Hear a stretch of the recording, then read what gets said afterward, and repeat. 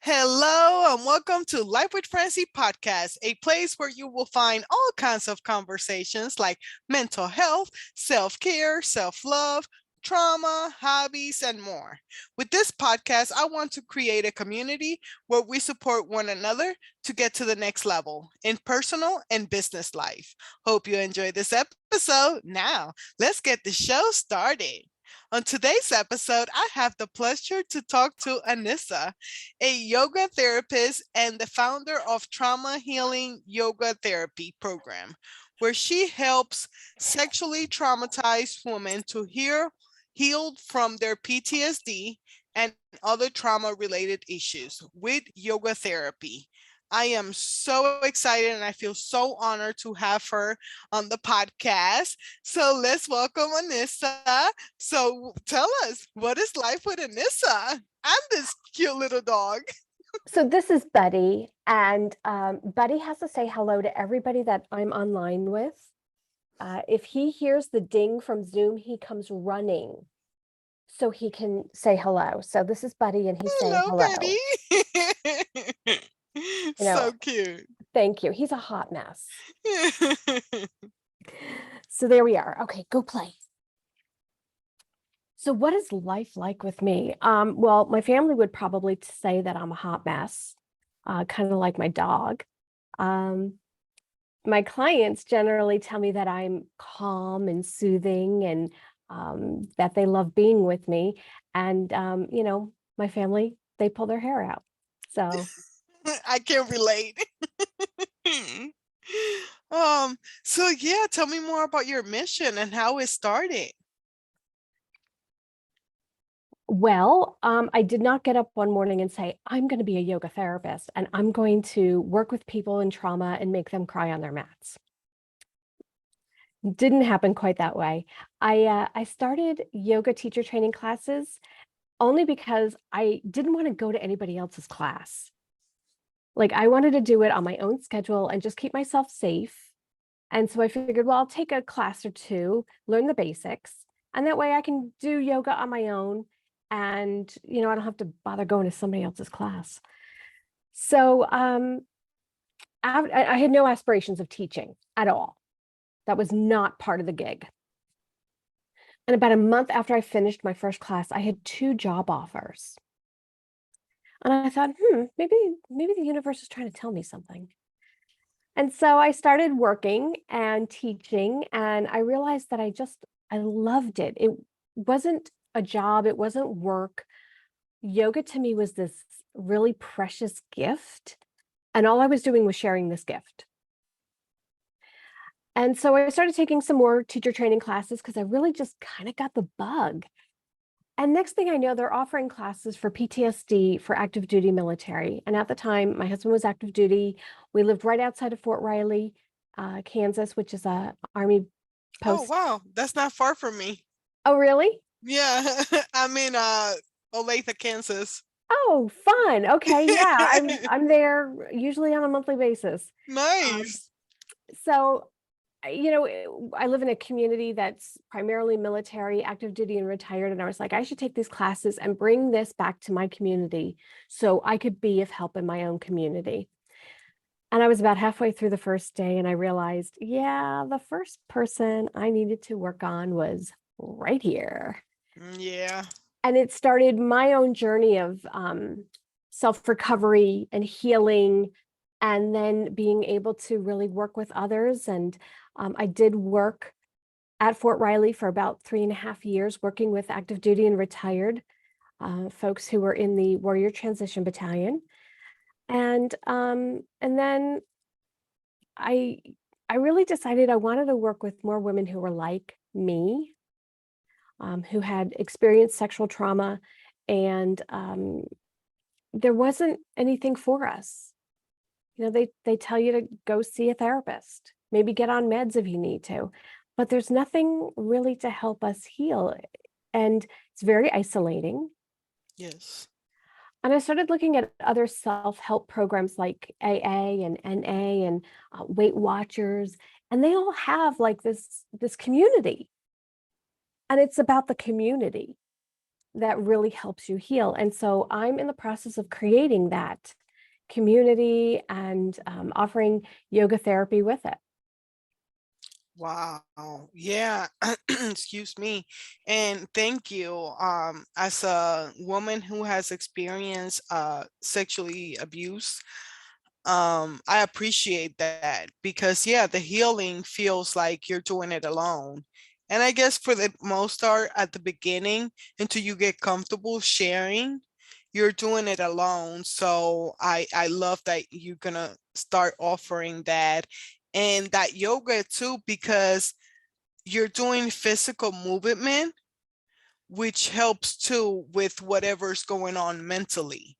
Because sometimes it's really hard to get out of that negative mindset. And I do dancing.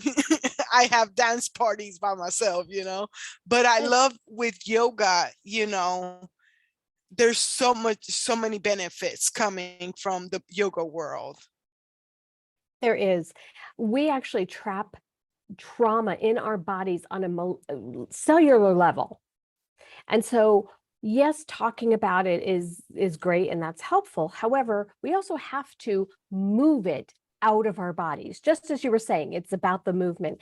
And there are actual specific muscle groups that we really target to help release the maximum amount of trauma that we can.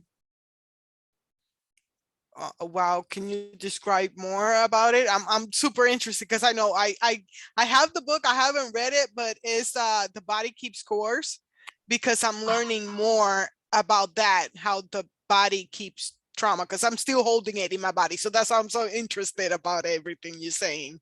So Bessel van der Kolk wrote that book. I love that book.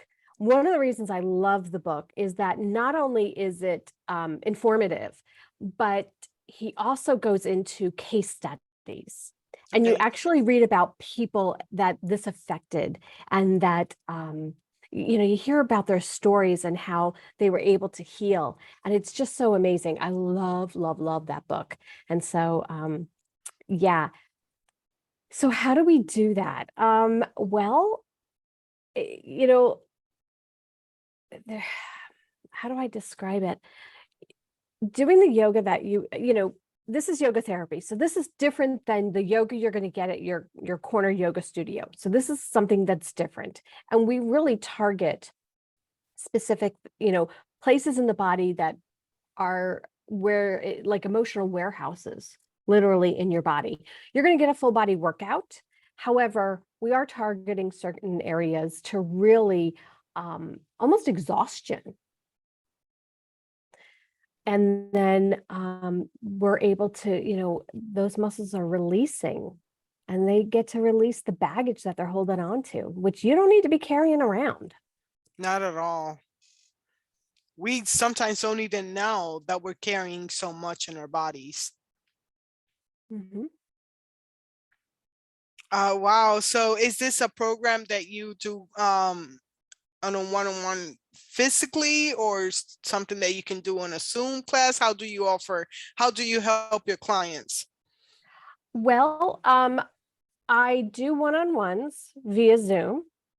And I'm in the getting ready to launch literally a membership for women who, again, have been sexually traumatized.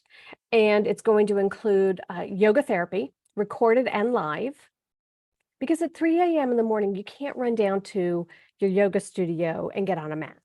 However, you can in your home. If you wake up in the middle of the night and your head is racing, this gives you access to a recorded, set of classes that you could do to help get yourself back, hopefully into bed.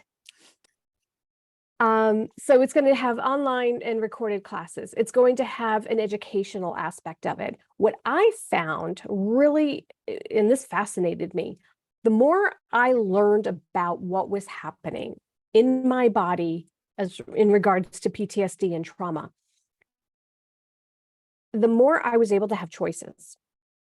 Instead of reacting to something, I could take a breath, take a moment, step back and say, okay, this is what I see is happening. I know from what I've learned that this is my PTSD and this is what it's doing. And so I have a choice. I can either react or I can take a moment, think about this, know that I'm safe, and respond. And is that going to be the same as reacting? Probably not. And is it going to be better? Probably. And so it allows you choices when you actually understand what is happening, and it gives you some control. So there's going to be an educational aspect of it. You get to learn in very general terms, like what's happening. And then there's the community aspect, where all of us are together and we don't have to talk about what happened because we all know what it is. Yeah. But we can just be there and support one another. And that's great. Yeah, I don't know if you have an estimated date for that program, because this interview will be released in November. So I don't know if it would have been by then or close to it. Very close. Definitely by the end of the year. We will be starting up Okay. definitely by the end of the year. I'm super excited about it. But that being said, I am online, and I'm online because I wanted to reach as many women as possible. And Mhm. because I live in Manhattan, Kansas, the cows are just not into the yoga. Oh my goodness. You know, the bison like it, but there's Yeah, definitely yeah, more cows than bison. So yeah, in order for me to reach more women, I needed to, I, I live, as I said, in Manhattan, Kansas, where the livestock outnumber the people. yeah, definitely. I love it though. And yeah, if you ever want to come this way, my way, closer to the city, I'm doing like an event or anything, where we can get women together. I love to do life events, not Oh, only, locally. yeah, no, that would be super fun. That would be great. No, I usually come into KC probably once a month. I need to get, my Macy's fix. I'm originally from New York.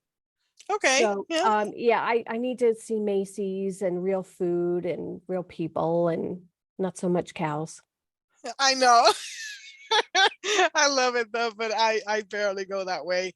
I can't drive. Anyways, back to the yoga and therapy. It's just when you say Kansas, I can relate so much of everything that you're saying. And like I tried to take a road trip, like to go to Colorado. And I'm like, what am I taking pictures of? Like the cloud is different. One tree got more leaves than the other, but then once you get closer to Colorado and you start seeing the mountains, it's just like the greatest view on earth. But anyways, yeah, a lot of cows. You see a lot of cows too. Yeah, I yeah. love it though. It's quiet when I go back to like the East Coast or I go to Puerto Rico to visit my family. I might get me back to Kansas, please. I need my quiet, my peaceful. I just love it here. I feel like everywhere else, people are just on the go. Yeah. And I'm like, where are you going? Slow down, calm down, take a breath, enjoy the buildings. I love New York too. Oh, but yeah, I love it. I don't know anything else that you would like my listeners to know about you and your program? Well, if you are a woman who has been sexually traumatized, you're not alone.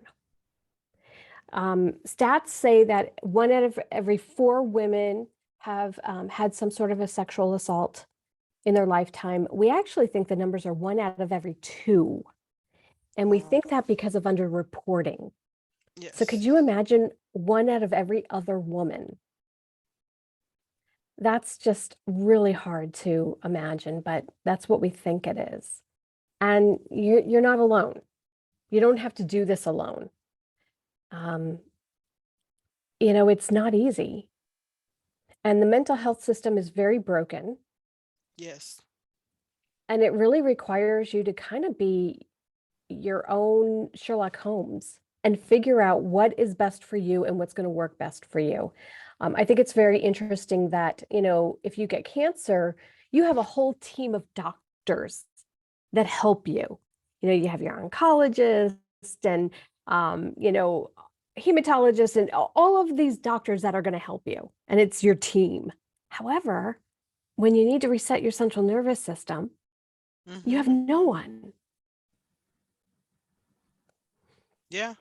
You're And that really you're requires you to become your own Sherlock Holmes and figure out how to do this for yourself.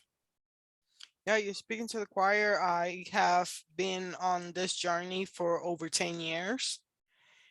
And lots of books at first, then positive shows, then I moved into podcasting. And it wasn't until almost 2 years ago that I hired my sexual trauma mentor that I'm able to speak, at least say it in codes. And but when I went to the therapist, a new therapist not too long ago, and I pretty much was like, hey, I'm a survivor of this. And I was like, wow, that came out like a lot easier than before. So it's like I'm working on it. And if it wasn't because of looking for a community of people that understand, I hired my mentor because she posted about her story. She was a stripper and social um prostitute. She was like a sex worker. There you go. That's the word. Sex worker. And I was like, you're hired, because I felt comfortable with her to share my story, and hopefully one day share it in a platform where it will help others not to feel alone. But I still got to do a little bit more inner work. And especially, I love the yoga part because my things are in my body right now. Like, I've been working on stuff mentally, but the body keeps scores. Yeah, absolutely. My therapist that I had been seeing for a very long time is actually in Kansas City. It is a male, and he specializes in sexual trauma. And I had kind of wondered, in all of my years in talking with therapists, I had always been to a woman. And I had wondered, how would I do with a man? And I figured, well, I can go and try it out and see. And if it doesn't work out, like no harm, no foul, but at least I would know. And I have to tell you, I did the most work with that man, and I got further and further and further along than I had ever with any other woman I had worked with. Right now, I'm kind of on a hiatus. And you understand this with therapy. Sometimes you get to a point where you need to step back and just kind of process everything that you've worked through and just get ready for the next time you go into therapy. I can't wait to go back to him. I plan on it. He was wonderful. He is wonderful. I highly recommend finding a therapist that specializes in your need, whatever that need might be. A lot of times and I knew this from the past, I had gone to a therapist thinking, well, they can help me with this. But if they don't specialize in what you really need, how good are you getting? Yeah.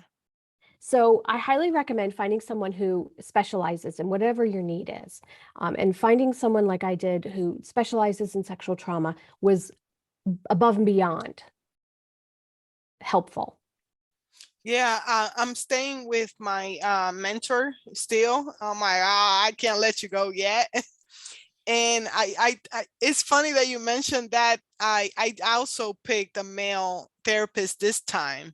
I have done EAP, employee assistance program, through the post office on and off, but now this time it's with my insurance because I want to keep going. Because then when I do EAP, I do the 6 sessions, and then I'm like, oh, okay, well, until the next breakdown, I'll call them again. But this time I don't want to do that. I don't want to wait till the next time. I want to be not done with it, but like having a better understanding. That's why I went and got a mental health evaluation, because I wanted to see what was mental health illnesses and what is because of my trauma. Well, what a lot of people don't realize is that, trauma starts in the body. There is a bodily function that happens before the mental health stuff piles on.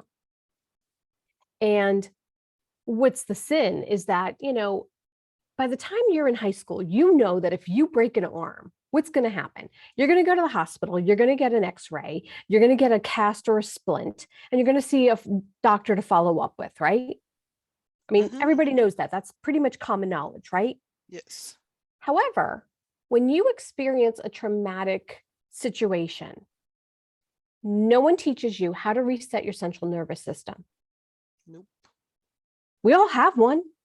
And we're all going to encounter a traumatic experience at some point in our lives. And yet, we're not taught how to reset the central nervous system. What's really brilliant with the yoga is that we can actually mimic that resetting of the central nervous system, and we can help people do that. That's amazing. It is amazing. It's incredible. Love what I do.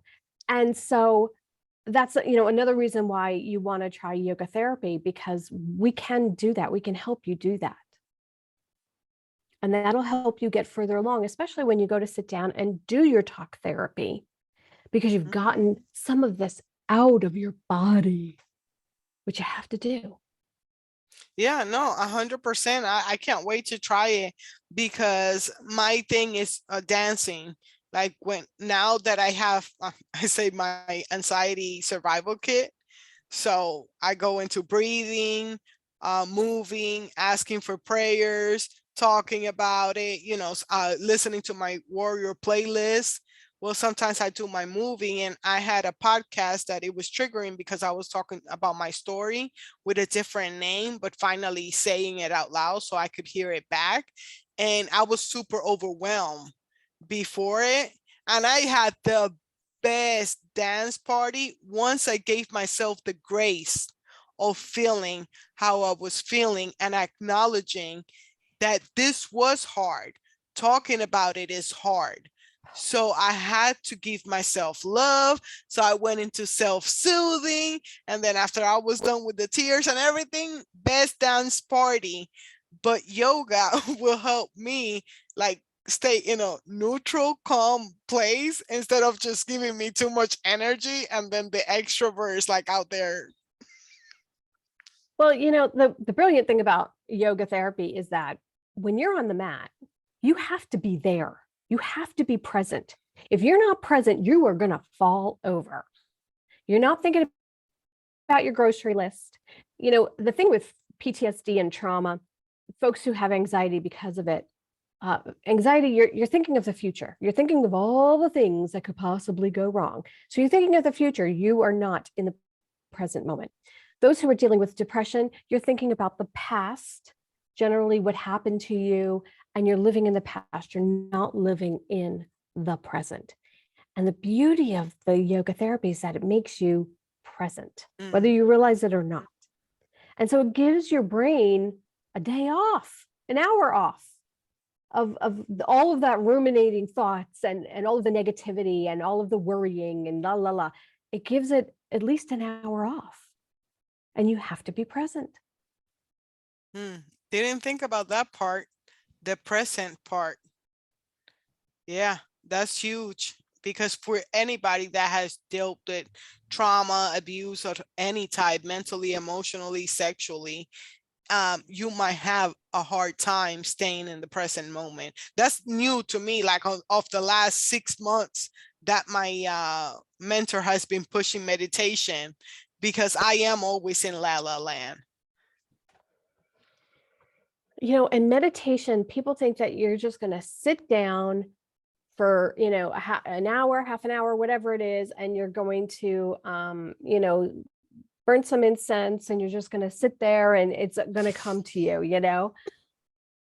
That's not the case.